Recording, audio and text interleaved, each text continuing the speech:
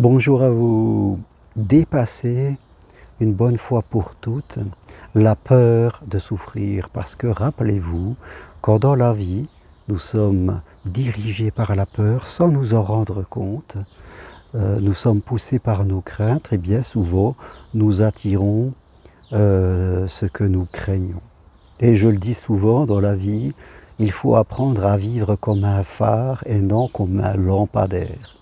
Vivre comme un phare, c'est regarder loin, c'est voir où nous voulons aller, c'est même éclairer les autres. Nous sommes dans l'amour. Vivre comme un lampadaire, le lampadaire éclaire ses pieds, c'est être tourné sur soi, sur sa propre sécurité, sur ses propres habitudes. Et forcément, on ne peut être dans l'amour quand on vit que sur ses propres intérêts. Et malheureusement, beaucoup de gens développent des comportements de protection. Même s'ils lisent des livres sur la spiritualité, sur le développement personnel, la psychologie, dans leur vie, dans leur façon de se comporter tous les jours, ils développent des comportements pour éviter de souffrir. Parce que c'est ça ce que tout le monde cherche, c'est d'un côté être heureux, être dans l'amour, être dans l'épanouissement, et de l'autre côté éviter de souffrir. Alors des gens développent des protections pour éviter de souffrir assez simples. Ils vont rester seuls, ils ne vont plus aller dans l'amour, par peur de souffrir, de rencontrer quelqu'un, d'être quitté, que sais-je. Ils vont rester dans un emploi qui ne leur plaît plus, qui ne convient plus à l'identité qu'ils ont à un moment, par peur de souffrir, de l'échec, que sais-je. Ils vont développer des comportements, être trop gentils, être trop contrôlants, être trop effacés, par exemple, par peur de souffrir. Toujours par peur de souffrir, pour éviter de souffrir, ce qui est soi-disant la finalité. Celui qui est trop gentil se dit « Ah, si je suis gentil, on m'aimera, donc on ne me laissera pas sur le côté, je ne souffrirai pas ». Celui qui contrôle beaucoup va dire « Si je contrôle dans beaucoup de détails, je vais garder le contrôle de ma vie, donc je ne perdrai pas le contrôle et je ne souffrirai pas ». Beaucoup de comportements de personnes sont des comportements, des manières d'être pour éviter de souffrir. Et on va développer des croyances pour justifier ce que l'on fait. Combien de fois en amour j'ai entendu « vaut mieux être seul que mal accompagné » ou d'autres personnes « on sait ce qu'on a, on ne sait pas ce qu'on perd et ce qu'on va gagner ». Tout ce style de croyances limitantes pour bien rester dans le confort de nos habitudes, ne prendre aucun risque. Comme ça, si je ne prends pas de risque, eh bien, je ne souffrirai pas. Voilà. Si je ne fais rien, si chaque jour je fais des choses que j'ai déjà fait par le passé et qui, normalement, ne me causent pas de problème, je ne souffrirai pas. Voilà un petit peu la logique de notre mental.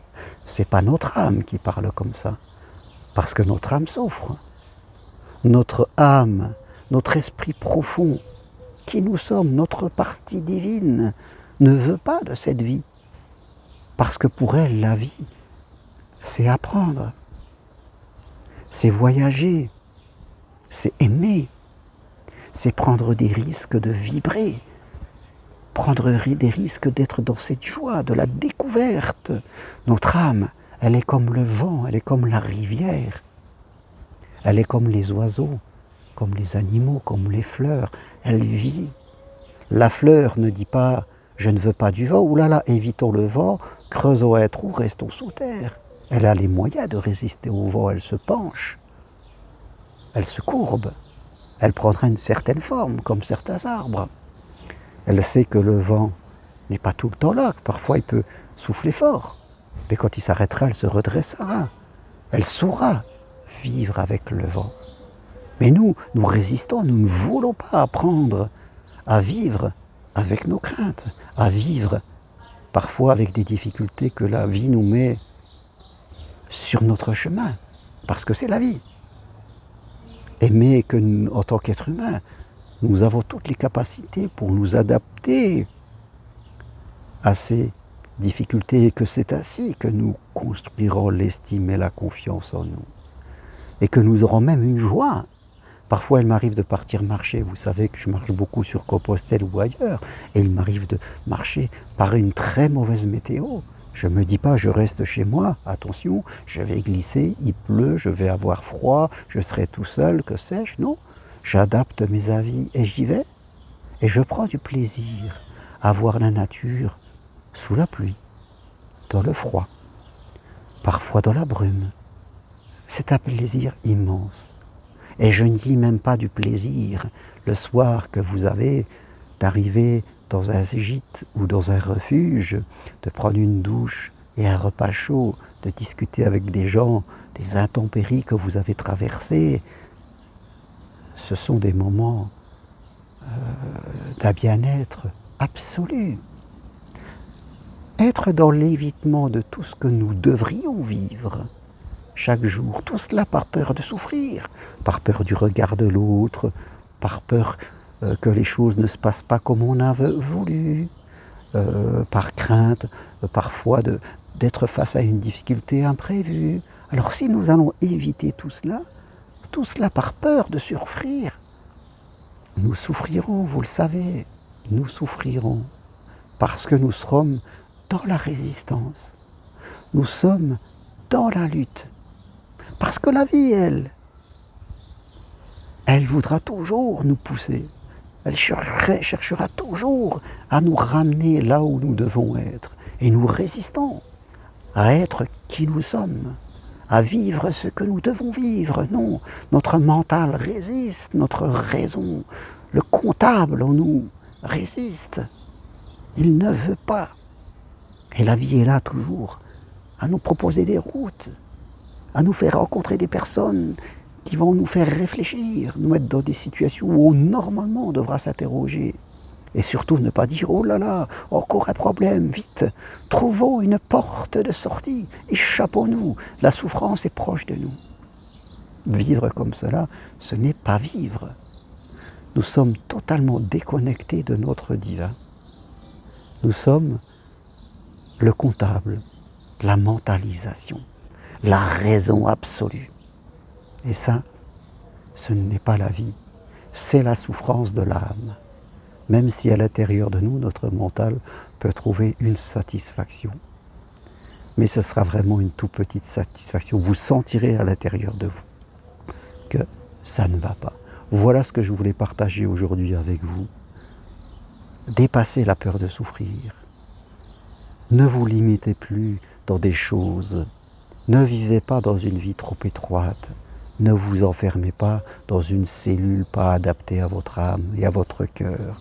Vivez. Ne faites pas n'importe quoi, bien sûr. Mais vivez, aimez. Allez avec les autres. Là est la vraie vie. Apprenez sans cesse.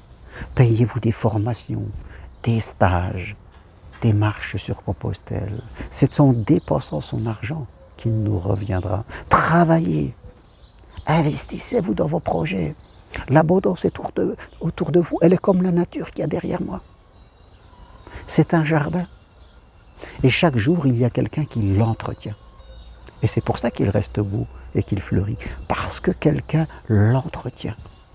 Si personne ne l'entretient, je pourrais revenir dans 6 mois et je retrouverai ces arbres, cette plante qui seront à l'abandon, mangés par les mauvaises herbes.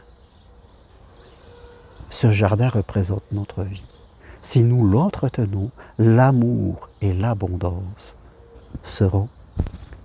nous seront offerts. Mais si nous sommes là à le regarder par la fenêtre et dire « Oh là là, le jardin, il est en train de se détériorer, vite, cachons-nous, ne faisons rien, n'y retournons plus, parce qu'il peut y avoir des orties, ça peut me piquer. » Si vous pensez comme ça, c'est que vous êtes dans l'inconscience et vous vivez une vie en tant que sourd et aveugle. Vous ne voyez rien, vous ne comprenez rien. Vous êtes dominé par vos émotions, vos interprétations et les aléas de la vie. Et c'est ça qu'il faut changer. Si vous désirez aller plus loin, prenez un rendez-vous avec moi. C'est possible de chez vous, à distance, par WhatsApp ou Skype. Et nous faisons le poids de votre vie sentimentale, de la confiance, l'estime de vous, de votre vie professionnelle, des projets que peut-être vous pouvez avoir. En 1 ou 2 rendez-vous, on peut faire beaucoup de choses. Vous pouvez suivre mon petit programme en 4 rendez-vous. En route vers l'amour pour vous permettre d'évoluer et d'attirer l'amour qui est autour de vous. Et si vous désirez devenir un accompagnant, progresser vous-même pour faire progresser les autres, eh bien suivez ma formation individuelle et possible à distance de chez vous, en visio rendez-vous avec moi, eh bien pour devenir psychopraticien en développement personnel et spirituel, une formation vraiment qui s'adapte totalement à vous, individuelle parce que je tiens à vous connaître, à ce que nous fassions pendant 10 mois un chemin d'évolution ensemble. Merci à vous, à très bientôt. Investissez sur vous plus que sur le matériel et sur la sécurité. Toutes les infos sur ce que je propose sur mon site germainroncari.com. Merci à vous, au revoir.